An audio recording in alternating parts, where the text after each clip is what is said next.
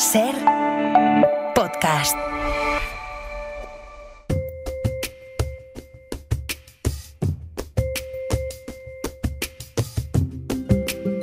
Hoy por Hoy Magazine.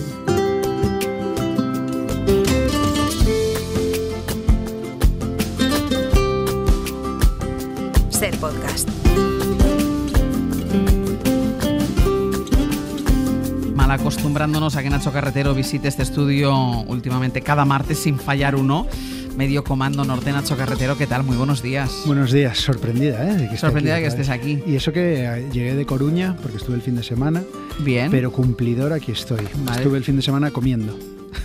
O sea, es verdad. Has ido a Coruña porque cuando me has dicho antes digo, pues habrá ido a ver el fútbol, no, comiendo. Sí. Comí además tortilla de patatas todos los días. Viernes, sábado y domingo, tortilla de patata. Pero de distintos sitios, además. Sí, y no programado, me fue coincidiendo, tortilla de patata. Feliz, ¿eh? Pero podías pedir otra cosa. No, ya que estoy ya aquí, que estás ahí, tortilla de patata. Lleno la reserva y hasta que vuelva para que la allí. hacen especialmente buena allí, claro, hombre. Entre la patata, en cómo la hacen. Oye, ahora me comería yo un cacho, también te lo digo. Es que siempre entra la tortilla de patata. Sí, tienes que estar muy mal, o tiene que estar muy mala la tortilla para que no te entre. Porque incluso cuando no tienes mucha hambre, dices, bueno, va, una tapa de tortilla. Un pincho de tortilla. Hombre, y para desayunar, de aperitivo, para comer, todo. Aitana Castaño, buenos días. ¿Qué tal? Buenos días. ¿Te apuntas al pincho? Todo. Sí. Además, el pincho de tortilla gallega, concretamente. No, claro. Entiendo que los gallegos no coman tortilla fuera de sus fronteras. Lo entiendo perfectamente. Yo es que cuando llegué a vivir a Madrid me decía, no, aquí dan una tortilla riquísima. Y iba y decía, madre mía, esta gente necesita probar la tortilla con urgencia. No saben de qué están hablando. Mira, con Marcos siempre recordamos un día que paramos en un bar, en Santiago era, Marcos el técnico, a tomar una cerveza. Se echa las manos a la cabeza. No, es que nos pusieron de pincho... de tapa, ¿no? De pincho, nos pusieron de tapa tortilla. La recordamos hoy. Como, te lo prometo, y era la tapa de la cerveza, creo. O sea, ni siquiera la habíamos pedido. Dices, esto es tortilla. Esto, sí, la recordamos, siempre nos viene a la cabeza esa tortilla. Aitana, empieza la selectividad en casi toda España, lo hemos contado antes, pero en Asturias empieza con huelga en educación y la dimisión ayer de la consejera después de una manifestación multitudinaria que hubo el domingo en Oviedo. ¿Tiene que ver con la eliminación de la jornada reducida de junio-septiembre? ¿Qué está pasando con la educación ahí? Sí, está la cosa caliente. Tiene que ver con la reducción de la jornada, o sea, con la eliminación de la jornada reducida, pero bueno, tiene que ver con muchas otras cosas. El profesorado en Asturias pide la equiparación salarial con el resto de comunidades. Ellos insisten mucho en que son el cuerpo docente que menos cobra de España, con más personal de orientación, la reducción de jornada para los mayores de 55, la reducción de las ratios, la reducción de la burocracia. Bueno, unas peticiones históricas que tiene el profesorado y llevan 6 días de huelga en primaria e infantil y 2 días en secundaria. Y bueno, hoy empieza selectividad y la verdad que la cosa está bastante complicada. Ayer, como dices, dimitió la consejera y que el domingo hubo una manifestación aquí en Oviedo, bueno, considerada también histórica, porque... Por la cantidad de gente que acudió. Por la cantidad de gente, porque además, es como... Da la sensación de que esto de la no reducción de la jornada en junio y septiembre fue como la gota que colmó el vaso. Es que eso de que dimita un cargo público después de una manifestación, sí, es noticia. Es poco habitual. Que dimita un cargo público es en general poco habitual, sí. Pero después de una manifestación todavía más. Y tienen mañana la reunión, están llamados a seguir las negociaciones mañana miércoles y bueno, ya os contaré el martes que viene, porque de momento la cosa parece que va para largo. Lo seguiremos. Mira, vamos con el tema de hoy. Hace unos días en El País, Daniel Gascón publicó una columna que se titulaba Ana, y es una columna que se hizo viral. Era el recuerdo de una amiga de la infancia que se convirtió en su primera novia, que luego volvió a ser su amiga y que acababa de fallecer muy joven. Y la columna decía: han pasado casi 30 años y a veces me quedo parado en la calle sin saber por qué. Y luego caigo en que me he cruzado con alguien que llevaba su perfume. Y todos supimos exactamente al leer esa columna a qué sensación se refería. ¿A vosotros os pasa que oléis a alguien que ya no está y sufrir ese golpe de memoria? ¿Alguien que lleva el mismo perfume o que lava la ropa con el mismo suavizante y que te lleva directamente a otra persona, Nacho? Es impresionante lo de los olores. Es increíble, sí. Por ejemplo, cuando estábamos hablando de Coruña, llego a Coruña, bajo del coche, salgo del tren, solo esa primera bocanada es un olor...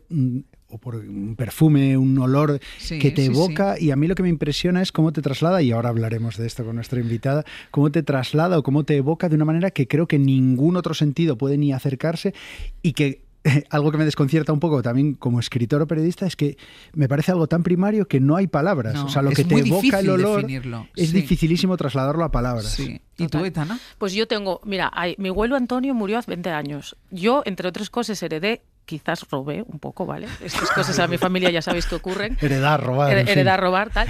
Una gorra que él tenía. Bueno, pues 20 años después, y yo os digo que me acerco la gorra a mí y me huele todavía él. Es imposible. Te sigue oliendo a tu abuelo. Sí, y yo creo que es una mezcla ahí entre varón dandy, estas cosas que utilizaban los paisanos antes, pero os juro que a mí me sigo oliendo a él y es imposible. Y hay otro olor, que es el olor a la casa familiar. Tú que vives, por ejemplo, en Madrid, Nacho, seguro que cuando vas a casa de tus padres, cuando vas a Coruña, entras a tu casa y huele a tu casa. Algo reconocible, claro, y no demasiado racional. Y yo me pregunto, ¿qué activará en el cerebro? A ver si tenemos respuesta hoy. Sí. ¿Qué activará en el cerebro para esa evocación, para esas sensaciones que son como muy profundas, como muy atávicas y que no tienen palabras o que no puedes decir, no, es que vi una foto y me acordé de... No se puede trasladar. Es un viaje interior que solo con una... Y pasa que cuando llevas un rato oliéndolo se va eso. Sí. Es un primer momento, pero luego ya está. Tú también quieres que todas las casas huelen diferente, ¿no, Aitana? Sí. Y mira, yo tengo además la casa familiar de aquí de Asturias, que compartimos con mis primos que viven en Huelva, que son, mi tía de Huelva. Y vienen y estuvieron aquí hace poco y tuvieron varios días, igual 20 días o así. Ya se fueron para Huelva otra vez y entonces yo fui a casa y abrí la puerta y me olía a ellos. Sí, o sea, la casa había cambiado el olor y olía a ellos. Sí. Bueno, decíamos que faltan palabras para describir estas sensaciones, estas evocaciones que nos produce el olor, y no solo nos faltan a nosotros, sino también a los expertos. Laura López Mascaraque, científica del CSIC, presidenta de la Red Olfativa Española y de la Red Europea ECRO, académica de la Academia del Perfume y directora de un grupo de investigación sobre el olfato en el Instituto Cajal de Madrid. Laura, ¿qué tal? Muy buenos días. Hola, buenos días. Aunque con estas alergias, yo le decía antes, yo hoy estoy que no huelo nada y ella me dice que ella tampoco. Bueno, es horrible. Hoy sería complicado. Ese olor de la casa de uno que identificas cuando llegas, vuelves a casa de tus padres y huele, ¿de qué se hace el olor a una casa? Pues mira, ya os explicaré, pero cada uno vamos a tener una huella aromática. Entonces el conjunto de todos los aromas que desprendemos cada uno de nosotros, eso es lo que va a formar ese olor a la casa que realmente lo empezamos a reconocer cuando nos vamos de la casa. O sea, mientras vivimos en ella, yo que siempre me han encantado los olores, siempre me preguntaba qué olor era mi casa, hasta que me fui fuera 3 años a Estados Unidos y volví, y de repente supe a qué olía, ¿no? Claro.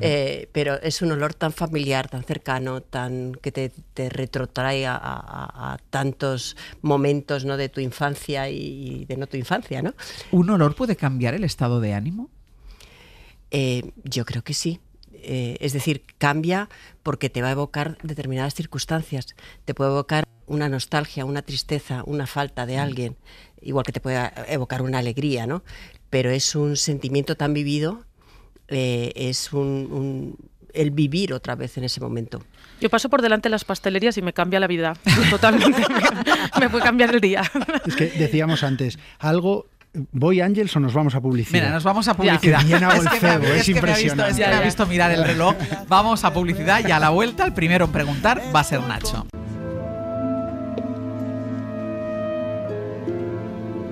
Raimunda.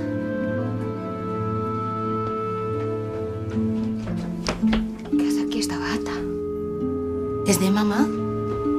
Ya lo sé. ¿Y el olor? ¿Qué olor? En el lavabo y aquí. Si es como si acabara de estar mamá peyéndose a culo lleno. ¿No lo leéis vosotras?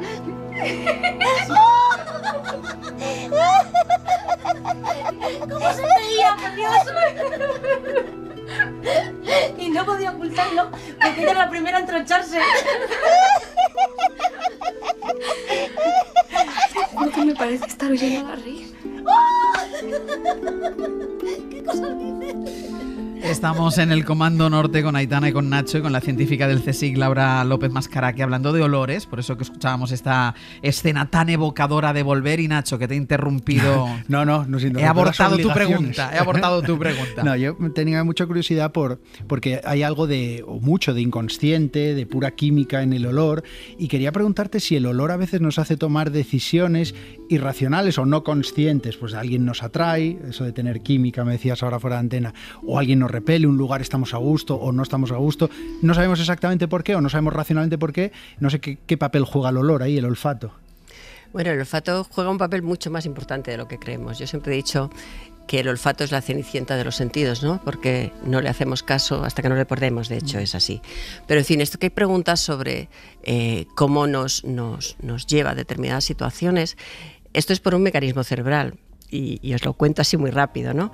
Es decir, todos los sentidos, la vista, el oído, el tacto, todos van a pasar desde que llega a su órgano sensorial, al ojo, a la oreja, a la nariz, sí. Van a pasar por un centro del cerebro que se llama el tálamo, que está justo en el medio del cerebro, que es como si dijésemos una estación de reparto que va, tú te vas a hacer tu información a la corteza auditiva, toda la visual, toda tal. Bueno, pues el olfato pasa de ello. Es un sentido, es el más primitivo, y lo que hace es pasar del tálamo e irse directamente a su corteza, con lo cual es muy rápido, es muy irracional. Es un sentido... No tiene filtros. No tiene ningún filtro. Es lo que hablábamos antes, ¿no? Esa evocación, ese traslado que ni siquiera racionaliza. Efectivamente. Y a lo largo de la historia... Espera, que termina, Aitana, sí. Termina. Termina ella, no terminas tú, Laura. Termino yo. Sí, termina Laura. Entonces, va a una parte del cerebro que lo llamamos el cerebro emocional, el sistema límbico. Y es donde se llevan las emociones y la memoria. Y va, ya os digo, sin ningún filtro. Con lo cual la respuesta es mucho más irracional, evocadora, directa que todo el resto de los sentidos. Y de ahí tiene la explicación, ¿no?, de por qué eso te hace que saltes de repente sin querer o te llegue un recuerdo, porque tú cuando recuerdas algo de la vista, pues ves una foto, ves algo, sí, ¿no? Sin embargo, cuando tú recuerdas algo en el olfato, vas a una historia, no vas a una foto del momento, ¿no? Y esa rapidez del traslado, voy contigo, Aitana, No, sí. Es por lo que dificulta también que encontremos las palabras para describir lo que olemos. Yo creo que eso es más una cuestión cultural. De hecho, yo estaba viendo mucha bibliografía, ¿no?, buscando dónde hay palabras que definan olores determinados, ¿no? Si tú buscas en español o en inglés, en francés, pues por ejemplo hay una palabra que define un olor, que es petricor, sí, tal cual, que es el olor a tierra mojada. Yo no encuentro más. Sin embargo, si te vas a culturas en Asia, en Japón, en África, tienen muchísimas palabras para definir olores, muchísimas. Hay culturas que pueden tener miles de palabras. El olor a bebé se llama de una manera, el olor a fuego se llama de otra manera. Es decir, que nosotros hemos como despreciado el olfato de alguna manera, no quedaba bien. Hemos pasado por unas épocas a lo largo de los siglos que los olores, bueno, pues como decía yo en una charla que di, el mal tiene un olor inconfundible, ¿no? Que no quedaba bien. Ajá. Entonces hemos ido perdiendo, yo creo que esas palabras. El vocabulario. Y el vocabulario no nos ha quedado, porque no necesitamos verbalizarlo de alguna manera. Aitana. No, yo decía, como decía ella, que es uno de los, es el instinto como más primario, que si se sabe si a lo largo de la historia de la humanidad hemos ido, además de perdiendo el vocabulario, perdiendo la capacidad olfativa. La capacidad olfativa efectivamente la vamos perdiendo porque en el momento que algunos más que otros, he de decir, ¿eh? Sí, eso seguro, pero a lo largo de la evolución humana, pues mira, nos levantamos de la tierra, dejamos de oler la tierra directamente y nos volvimos bípedos, con lo cual ya empezamos a utilizar mucho más la vista y el oído, ¿no? Más las imágenes, los sonidos nos van a atraer más a lo largo de la historia.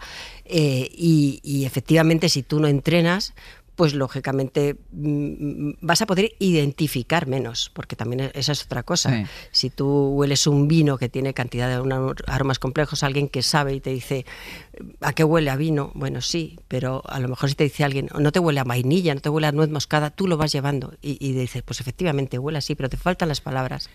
Es decir, ¿por qué? Porque no las hemos aprendido. Si no hubiésemos aprendido los colores, no hubiésemos sabido decir, esto es azul, rojo, amarillo. Pero aunque lo entrenemos de manera innata, hay gente que nace con más habilidad, claro, con más olfato que otra, o todos nacemos con un olfato innato y algunos lo entrenan y otros no, porque me viene a la cabeza gente que mi padre no huele nada. Me están diciendo, mira cómo huele aquí mi padre, ¿a qué? Y no huele. ¿Sabes lo que pasaba a mi madre? Mi madre, que era cocinera, ahora está jubilada, cuando estábamos en la cocina, yo a veces la ayudaba y tal, y me decía ella, echa sal ahí que huele soso. Sí, y yo decía, pero vamos a ver. Eso es muy de madre, y a mí también me pasaba, y yo ahora lo hago con mis hijas, de hecho.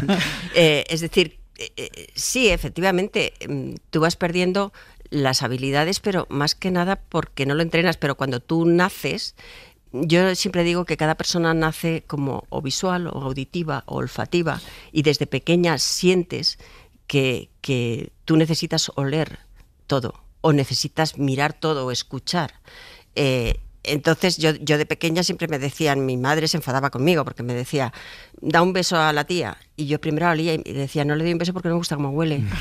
Es decir, que o sea, que ya bien de pequeña lo tuyo. Sí, tienes tendencia a ello. ¿Y ¿no? tú tienes que seguir entrenando? Sí, yo creo que eso es lo que pasa con los perfumistas, los enólogos. Yo ni soy perfumista ni soy enóloga, pero a mí me encanta el mundo de los olores. Entonces, tú tienes que practicar y tienes que verbalizar lo que tú hueles para así aprender, porque si no, no aprendes. Entonces tú puedes oler muchas veces el clavo, pero si no dices la palabra clavo junto con el olor, no lo vas a asimilar, ¿no? No vas a ser capaz de luego decir, pues esto huele a... ¿Y qué pasa? Porque tú decías, es el sentido más primitivo, más primario. ¿Qué pasa cuando, porque es verdad que uno piense, ostras, si pierdes la vista, si pierdes la capacidad de hablar, pero uno piensa, bueno, pues si pierdo el olfato, pues tampoco no me va la vida en ello. Pero en el COVID cambió eso, ¿verdad? Claro. Ya. ¿Qué pasa cuando, o sea, qué más pierdes cuando pierdes el olfato?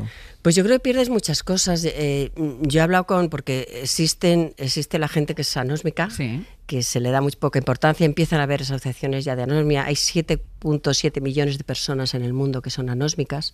En España tenemos una asociación de anósmicos, pero se les hace muy poco caso, porque efectivamente hasta que no lo pierdes no sabes lo que pierdes.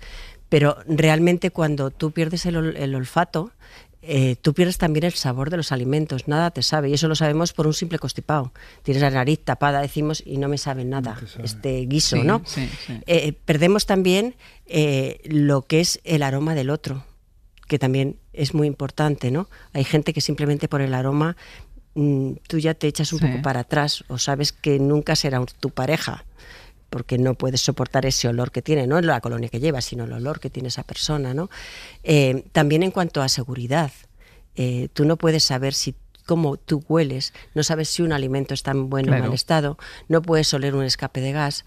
Es decir, hay muchas cosas y hay gente que en su trabajo es muy importante, porque depende de cocineros, enólogos, perfumistas. Imaginaos que pierden la nariz, o sea, el olfato. Entonces, yo tengo una pregunta que me genera muchísima curiosidad. ¿Por qué hay olores que de una manera innata, atávica, nos atraen, nos gustan y otros olores que nos repelen? Imagino, sospecho que tendrá un sentido casi evolutivo, ¿no? Cosas que están en mal estado, pues el olfato nos aleja de ellas y al contrario. Pero no sé por qué, porque hay olores, ¿qué razón hay por las cuales hay olores que nos molestan y olores que nos agradan? Y incluso añado a eso para que responda ella, que incluso puede ser cultural, que a lo mejor no es igual en todas partes. Correcto. ¿no? Efectivamente, hay mucho componente cultural a lo que a ti te acostumbran de pequeño. O sea, hay olores que encantan a todo el mundo y de hecho, por ejemplo, creo que a nivel mundial la vainilla es el olor que más gusta a todo el mundo, ¿no? Es uno de los olores que gustan, el olor a bebé les encanta a muchísima gente, pero efectivamente hay olores que los repeles. Puede ser incluso por una experiencia que hayas tenido mala, traumática, podríamos decir, que tú no te das cuenta de ella. A lo mejor un día te caes con la bicicleta, estás al lado, te caes en un campo de ortigas y al lado hay lavanda. Entonces, desde entonces la lavanda ya no te gusta y no sabes por qué. Yeah. Es decir, o olores por una persona que no te gusta o te ha gustado mucho y de repente no te gusta y no puedes soportar ya el perfume que llevaba. Yeah. Es decir, tiene mucho que ver con las emociones y con la memoria. Alimento en mal estado a un bebé que no sabe racionalizar que es alimento en mal estado y lo rechaza, hay algo ahí. Y ya el olor ya no le gusta. Sí, el olor ya sí, hay olores que ya no gustan, ¿no? Que tienes como una ¿Y el olfato se puede entrenar, Laura? Sí, se debe entrenar, siempre digo lo mismo. Es lo que digo, que tú de pequeño, yo insisto mucho que los niños, desde muy pequeños, lo primero que tenían que hacer es empezar con olores. Ya hay libros con olores que tú puedes raspar y es increíble porque los bebés, por ejemplo, cuando nacen, lo único que tienen en marcha son los sentidos químicos, que son el olfato y el gusto. Es decir, están todo el día chupando, todo el día oliendo y es con lo que se mueven. Y de repente tú cumplen el añito y les pones a ver formas y colores. Enséñales los olores, que se lo van a divertir mucho más. Y juega con los olores con ellos. Y es algo que es muy, muy importante, ¿no? Pero yo creo que ahora estamos empezando un poco a decir, venga, vamos a hacer algo, ¿no? Y ya hay centros educativos donde empiezan a jugar con olores. Yo llevo talleres y con los niños se divierten muchísimo, igual que los mayores, los muy mayores, cuando empiezas con problemas neurodegenerativos, por ejemplo, que les tienen haciendo un circulito y rellenando que no se salgan del círculo, ponles olores. Imagínate, y yo he tenido experiencias espectaculares con mayores, que tú les pasas olores y de repente ellos empiezan a evocan momentos muy bonitos e incluso alguna vez sonríen y te lo dicen y hablan un poquito, ¿no? Es decir, volvemos a lo de antes. Es que yo creo que es el sentido más minusvalorado, más despreciado. Sí. O sea, porque es verdad, y ahora estabas diciendo esto de gente mayor con problemas neurodegenerativos, como hemos llegado a la conclusión de que la música les evoca. Sí. Claro, pero no llegamos a la conclusión, ahora porque lo estás contando tú, pero no llegamos a la conclusión de que es verdad, que los olores también evocan. Y además sin un esfuerzo tan grande como puede ser la música o algo. O sea, la música también, pero tienen mucho menos esfuerzo que hacer. Claro. Y están ejercitando el cerebro. Claro. Porque cada vez que respiramos 23.000 veces al día, cada vez que respiramos, olemos. Y incluso dormidos. Es decir, es un sentido que nos está ejercitando el cerebro. Sí, sí. ¿Qué ibas a decir, Aitana? No, iba a decir, y además es un superpoder porque de momento la inteligencia artificial no puede dar los olores. Ahí andamos. De momento. Dale tiempo, ¿no? Sí. Sí, ya empieza a haber cosillas, ¿no? De alguna manera emular el sentido del olfato a través de la olfacción digital o artificial. A mí me llama la atención, que lo hablábamos antes, que, y no sé si esto es verdad, pero uno es el último en olerse a sí mismo. Porque a veces dices tú, madre mía, ¿cómo huele esta persona? ¿No se estará dando cuenta? Sí, claro, porque es una parte que integras dentro de tu cerebro, es una parte tuya, con lo cual ya no la reconoces, como cuando usas una colonia durante 3 meses seguidos, que llega un momento que te sigues echando porque dices, uy, si es que no me huelo, y llegas fuera y dices, Dios mío. No, que alguien te dice, oye, ¿cuánta colonia llevas? Dices, me he echado mucha colonia. Entonces llega un momento en que tu cerebro lo integra como parte de ti mismo. Hay gente que huele fuerte pero que no se está dando cuenta. Claro, no se da cuenta, por eso porque es parte de ti. Aitana. Sí, no, que si era verdad, hay una cosa que si puede ser que las mujeres olemos mejor o no sé, porque yo por ejemplo ¿A qué te refieres? No, más, porque la cosa esta que no sé si hay una leyenda urbana de que las embarazadas lo huelen todo, pero es que yo creo que incluso tiene que ver algo también con el ciclo menstrual, que yo hay veces que huelo más, me huele peor. En todas esas circunstancias hay un componente hormonal fuerte.